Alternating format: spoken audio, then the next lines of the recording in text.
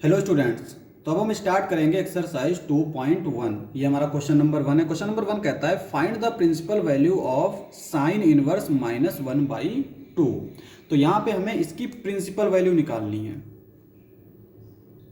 अच्छा, principal value का मतलब क्या है? अच्छा, अगर हम साइन एक्स का ग्राफ देखें तो किस तरह का होता है? इस तरह से, और इधर इस तरह से रफ ग्राफ है।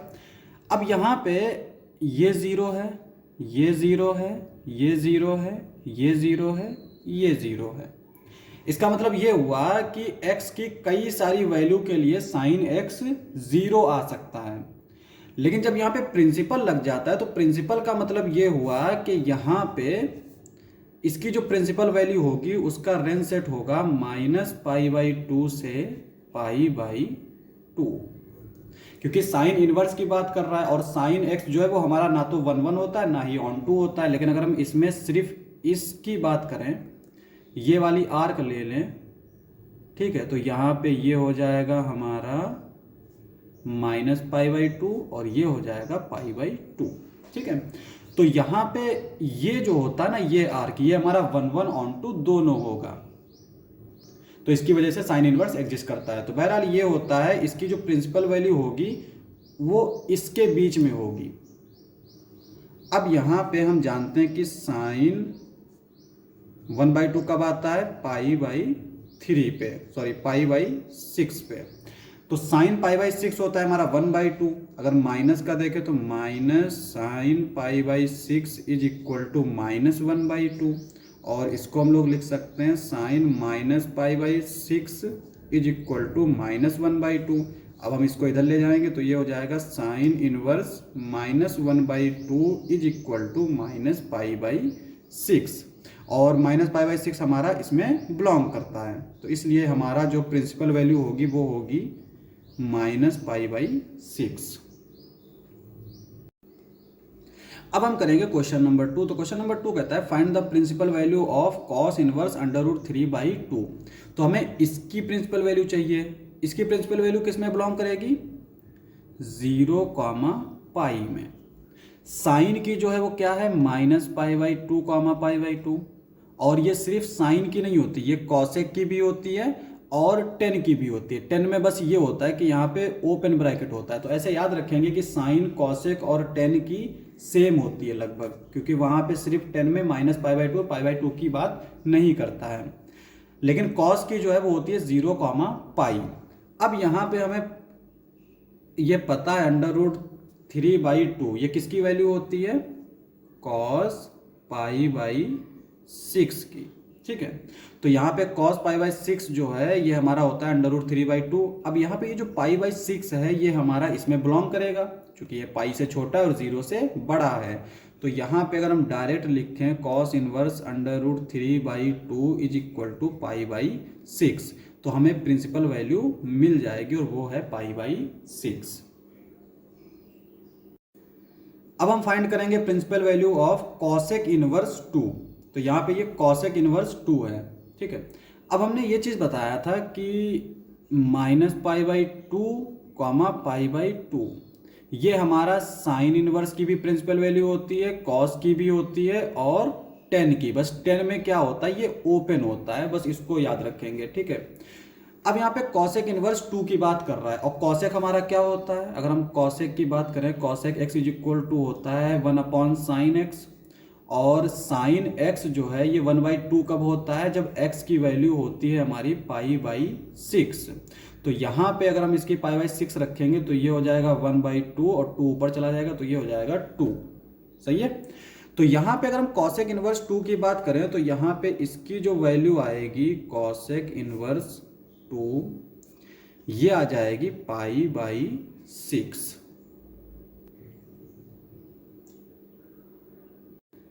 तो अब हम करेंगे क्वेश्चन नंबर 4। तो क्वेश्चन नंबर 4 कहता है find the principal value of tan inverse -√3। -√3 की बात कर रहा है। अच्छा, यहाँ पर इसकी जो प्रिंसिपल वैल्यू होगी उसकी रेंज सेट क्या होगा? -π/2, π/2। तो इसकी जो प्रिंसिपल वैल्यू होगी वो इसमें बिलोंग करेगी। ठीक है, तो अब यहाँ पर देखो माइनस के भी एंगल है, तो इसका मतलब ये हुआ कि हम इस माइनस से कोई दिक्कत नहीं। √3 ये किस टेन के लिए होता है, टेन किसकी वैल्यू होती है, ये होती है हमारी टेन पाई बाई 3। अब अगर हम माइनस से मल्टीप्लाई कर दें तो ये हो जाएगा माइनस √3, ये हो जाएगा माइनस टेन पाई बाई 3। इसको ऐसे लिख लेंगे, यहाँ पे ये हम अंदर लिख सकते हैं 10 माइनस पाई बाई 3। अब यहाँ पे 10 हमारा इधर आ जाएगा तो ये हो जाएगा tan inverse minus √3 which is equal to minus pi by 3। तो यहाँ पे इसकी जो प्रिंसिपल वैल्यू आ गई वो आ गई माइनस पाई बाई 3। तो ये हमारा आंसर हो जाएगा। अब हम करेंगे क्वेश्चन नंबर 5। तो क्वेश्चन नंबर 5 में जो हमें प्रिंसिपल वैल्यू फाइंड करनी वो है कॉस इनवर्स -1/2।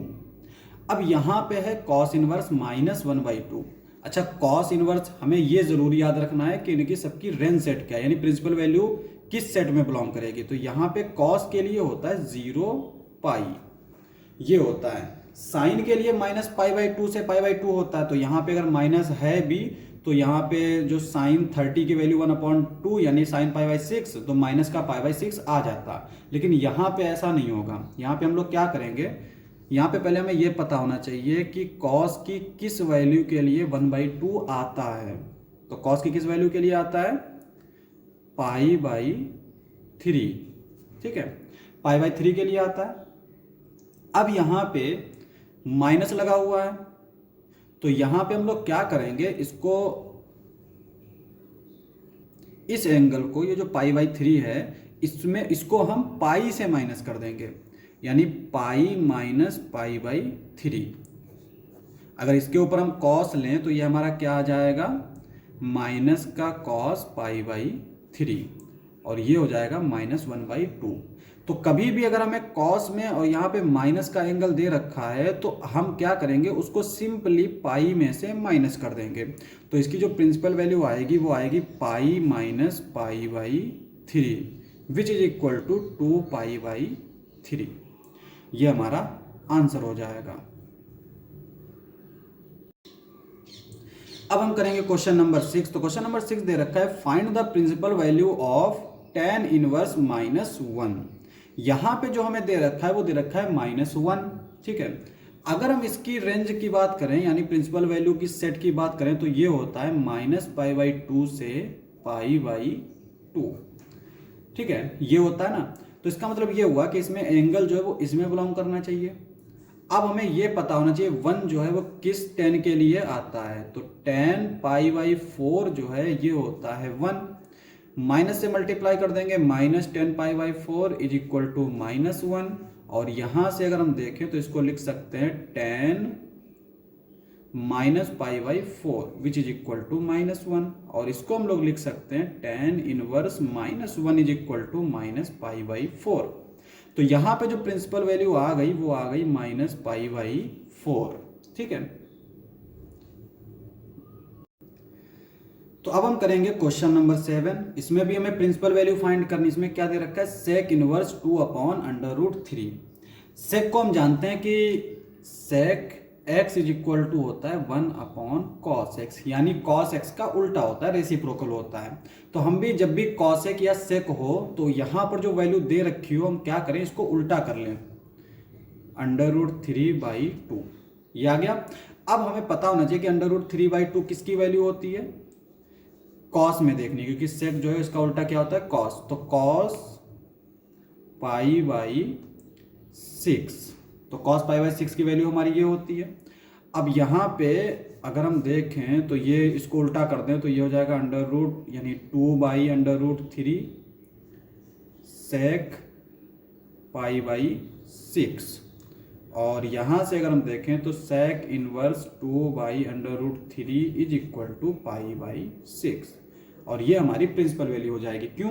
क्योंकि सेक इनवर्स का जो हमारा सेट होता है प्रिंसिपल वैल्यू का वो होता है 0, π, ये क्लोज्ड रहेगा, -π/2, ठीक है। क्योंकि cos π/2 क्या होता है, 0, और अगर 1/0 आएगा तो ये डिफाइन नहीं होगा, सेक एक्स डिफाइन नहीं होगा, तो इसलिए -π/2 कर देते हैं, यानी π/2 को निकाल देते हैं। ये हमारा आंसर हो जाएगा। तो अब हम करेंगे क्वेश्चन नंबर 8, यहाँ पे हमें क्या करना है, कॉट इनवर्स अंडर रूट 3 इसकी प्रिंसिपल वैल्यू निकालनी है।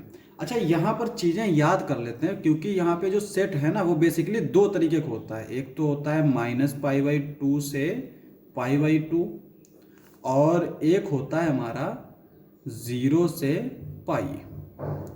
बेसिकली ये दो सेट होते हैं, इन्हीं में से थोड़ा बहुत फेरबदल करके बाकी सेट बनते हैं, ठीक है। तो यहाँ पे ऐसे याद रखो, ये होता है हमारा साइन, जो भी साइन से रिलेट करे, जैसे ये साइन हो गया, और साइन से क्या रिलेट करता है, कॉसेक। दूसरा हमारा टेन। टेन क्यों रिलेट करता है, क्योंकि टेन जो है वो होता है sine upon x, sine upon cos x.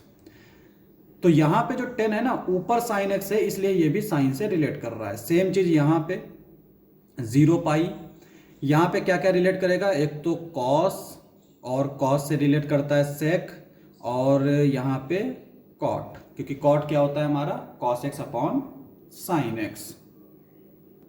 हालांकि इन सबकी एग्जैक्ट ये सेट नहीं है, थोड़ा सा फर्क फेरबदल है। जैसे यहाँ पे कॉसेक में तो ये सेम हो गया, साइन में सेम हो गया। टेन के लिए क्या करते हैं, इसमें ओपन लगा देते हैं। यहाँ पे कॉस के लिए सेम हो गया, लेकिन सेक में क्या करते हैं, -π/2 कर देते हैं, π/2 को निकाल देते हैं। और यहाँ पे कॉट के लिए क्या करते हैं, यहाँ पे ओपन लगा देते हैं।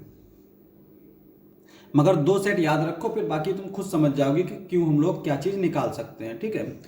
अब यहाँ पे हम कॉट अंडर रूट 3 की बात कर रहे हैं।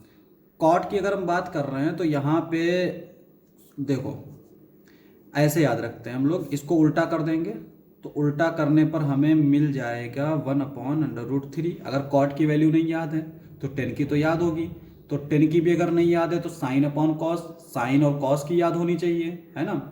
और इस तरह से हम वेरीफाई भी कर सकते हैं, इस तरह से हम निकाल सकते हैं कहीं अगर हम कहीं पे भूल भाल जाए तो। अब यहाँ पे ये हमारा दे रखा है 1/√3, तो ये किसकी वैल्यू होती है 10 में, π/6 की, यानी 10 30 डिग्री, ठीक है। अब यहाँ पे अगर हम कॉट की बात करें तो ये इसी को उल्टा कर देंगे, तो ये हो जाएगा कॉट π/6 इज इक्वल टू √3। और यहाँ से अगर हम देखें तो कॉट इनवर्स √3 ये आ जाएगा π/6। तो प्रिंसिपल वैल्यू हो गई हमारी π/6। अब हम करेंगे क्वेश्चन नंबर 9। तो क्वेश्चन नंबर 9 क्या दे रखा है, कॉस इनवर्स -1/√2। यहाँ पे हमें इसकी प्रिंसिपल वैल्यू निकालनी है। अब एक चीज देखो, जैसे हमने कि पहले बताया कि कॉस की जो रेंज सेट होगा वो हमारा होगा 0 से पाई, ठीक है। यानी सारे पॉजिटिव एंगल आएंगे, तो यहाँ पे माइनस का तो आएगा नहीं। और जब भी यहाँ पे माइनस आए तो हम सिर्फ 1/√2 को देख लेते हैं और उसमें को क्या करते हैं, पाई से माइनस कर देते हैं। तो 1/√2 ये कॉस की किस वैल्यू के लिए आता है, कॉस π/4 के लिए, कॉस π/4 के लिए आता है 1/√2। अब यहाँ पे ये जो एंगल है हम क्या करेंगे, पाई में से इसको माइनस कर देंगे, ये आ जाएगा हमारा 3π/4, और यही हमारी प्रिंसिपल वैल्यू हो जाएगी, ये हमारा आंसर हो जाएगा। अब हम करेंगे क्वेश्चन नंबर 10। तो यहाँ पे हमें क्या करना है, कॉसेक इनवर्स -√2, यानी हमें इसकी प्रिंसिपल वैल्यू निकालनी है। तो हमें रेंज सेट पता होना चाहिए, जैसा कि हमने बताया था अभी थोड़ी देर पहले, -π/2 से π/2 ये होता है हमारा साइन, कॉसेक और टेन का, ठीक है। अब यहाँ पे हमारा इसमें एंगल माइनस का भी हो सकता है, ठीक है। तो इसका मतलब ये हुआ कि हमें इस माइनस से इफेक्ट नहीं पड़ता। कॉसेक जो है वो साइन का उल्टा होता है, तो यहाँ पे इसको अगर हम उल्टा करें तो 1/√2 आएगा। 1/√2 किसकी वैल्यू होती है, ये होती है साइन π/4 की, ठीक है। और यहाँ पे -1/√2 ये हो जाएगा माइनस साइन π/4, और इसको 1/√2 ये हो जाएगा साइन माइनस का π/4, और इसी को अगर हम उल्टा कर दें तो ये हो जाएगा -√2 which is equal to cosec minus π/4, और ये हो जाएगा cosec inverse -√2 is equal to -π/4। तो यहाँ पे जो प्रिंसिपल वैल्यू आ जाएगी वो आ जाएगी -π/4, ठीक है। अब हम करेंगे क्वेश्चन नंबर 11। तो क्वेश्चन नंबर 11 कहता है, find the value of tan inverse 1 plus cos inverse -1/2 plus sign inverse -1/2। तो यहाँ पे जो हमें याद रखना है वो याद रखना है प्रिंसिपल वैल्यू का सेट, ठीक है। तो यहाँ पे टेन का और साइन का ये सेम सेट होता है, कॉस का अलग होता है।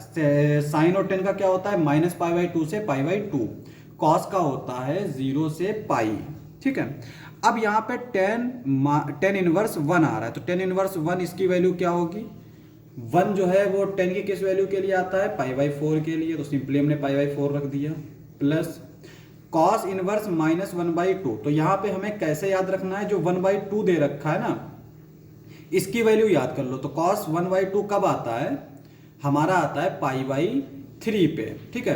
तो जो π/3 आया, चूंकि यहाँ पे माइनस लगा है तो हम क्या करेंगे, पाई माइनस π/3। तो यहाँ पे जो नंबर हो उसकी वैल्यू रख के उसको पाई से सबट्रैक्ट कर दो, प्लस यहाँ पे जो साइन इनवर्स दे रखा है -1/2। तो यहाँ पे जो 1/2 है ये साइन की किस वैल्यू के लिए आता है, π/6 के लिए। तो यहाँ पे हमें π/6 रखना है, और चूंकि माइनस लगा है तो सिंपली माइनस लगा देंगे। π/4 प्लस इसको क्रॉस मल्टीप्लाई करेंगे तो ये आ जाएगा 2π/3 माइनस π/6। अब यहाँ पे हम तीनों का एलसीएम ले लेंगे, तो तीनों का एलसीएम क्या आएगा, 4 3 12, और यहाँ पे ये 6 है तो 12 आ जाएगा, ठीक है। तो 12 से हम ऊपर मल्टीप्लाई कर देंगे तो ये हो जाएगा हमारा 3π 8π माइनस 2π अपॉन 12, ये आ जाएगा 7π/12। 3 में से 2 गया 1, 1 में 8 ऐड करेंगे तो ये हो जाएगा 9π/12, ठीक है। अब इसको हम 3 से डिवाइड कर देंगे तो यहाँ पे ये आ जाएगा 3 3 9, 3 4 12, तो ये आ गया 3π/4, यही हमारा आंसर हो जाएगा। अब हम करेंगे क्वेश्चन नंबर 12। तो क्वेश्चन नंबर 12 क्या दे रखा है, find the values of cos inverse 1/2 plus 2 sign inverse 1/2। तो हमें इसकी वैल्यू फाइंड करनी है, ठीक है। अब यहाँ पे देखो, यहाँ पे जो वैल्यू दे रखी है 1/2, ये कॉस की किस वैल्यू के लिए आता है, क्योंकि यहाँ पे जो कॉस इनवर्स है इसका जो सेट होता है प्रिंसिपल वैल्यू का वो होता है 0 से पाई, यानी हमारा एंगल पाई यानी 0 यानी पॉजिटिव आएगा। यहाँ पे इसका जो एंगल होता है वो -π/2 से π/2, इसकी जो प्रिंसिपल वैल्यू का सेट होता है। तो यहाँ पे हमारा माइनस भी आ सकता है, लेकिन चूंकि 1/2 दोनों पॉजिटिव दे रखे हैं तो सिंपल पॉजिटिव पॉजिटिव एंगल आएंगे। ये हमारा किसका होता है, π/3 प्लस 2 इंटू ये किसका होता है, π/6, और इसको सिंपली हम डिवाइड कर देंगे, 2 3 6, π/3 प्लस π/3, ये आ जाएगा 2π/3, ये हमारा आंसर हो जाएगा। अब हम करेंगे क्वेश्चन नंबर 13। तो क्वेश्चन नंबर 13 क्या दे रखा है, if sine inverse x is equal to y then. तो यहाँ पे बेसिकली हमसे पूछ रहा है कि y का रेंज सेट क्या होगा। तो ये तो हम पहले से करते आ रहे हैं, क्योंकि यहाँ पे जो साइन इनवर्स x है इसकी जो प्रिंसिपल वैल्यू का सेट होता है वो होता है -π/2, π/2, ठीक है। तो यानी इसकी जो भी वैल्यू आएगी उसको हमने y मान लिया है, तो y हमारा कहाँ बिलोंग करेगा, इसमें। तो इसके लिए कौन सा ऑप्शन करेक्ट होगा, बी वाला। अब हम करेंगे क्वेश्चन नंबर 14। तो क्वेश्चन नंबर 14 क्या दे रखा है, tan inverse √3 minus sec inverse -2 is equal to. तो हमें से पूछ रहा है कि इसकी वैल्यू क्या होगी, ठीक है। तो हम लोग इसको फाइंड कर लेते हैं। यहाँ पे tan इनवर्स √3, अब √3 की वैल्यू क्या होती है हमारी, 10 के फॉर्म में, ये होती है हमारी π/3 माइनस सेक इनवर्स -2। अब यहाँ पे देखो सेक जो है वो हमारा उल्टा होता है कॉस का, यानी इसको उल्टा कर दो तो 2 का हो जाएगा 1/2, और जो 1/2 है वो कॉस की किस वैल्यू के लिए आता है, π/3, ठीक है। तो यहाँ पे बस चूंकि माइनस लगा है तो पाई माइनस π/3, इस तरह से हमारा ये आएगा। अब यहाँ पे इसको हम सिंप्लीफाई कर लेते हैं, ये हो जाएगा π/3 माइनस इसको क्रॉस मल्टीप्लाई करेंगे तो ये हो जाएगा 3 और इसमें गया तो 2π/3, इसको थोड़ा और सॉल्व कर लेंगे तो यहाँ पे ये आ जाएगा माइनस का पाई/3, क्योंकि यहाँ पे एलसीएम लेने की जरूरत नहीं, नीचे 3 आ जाएगा, पाई में से 2 पाई जाएगा, माइनस पाई बचेगा, तो ये आंसर आ जाएगा। तो ये कौन सा ऑप्शन है? बी वाला। ये हमारा लास्ट क्वेश्चन था इस एक्सरसाइज का। एक्सरसाइज समाप्त। और इसकी ये जो पीडीएफ है, ये जो हमने अभी क्वेश्चन सॉल्व करे, ये आपको नीचे डिस्क्रिप्शन में लिंक मिल जाएगा। तो टेलीग्राम पे हमने अपलोड कर रखा है, आप वहाँ पर जाके ज्वाइन भी कर सकते हैं।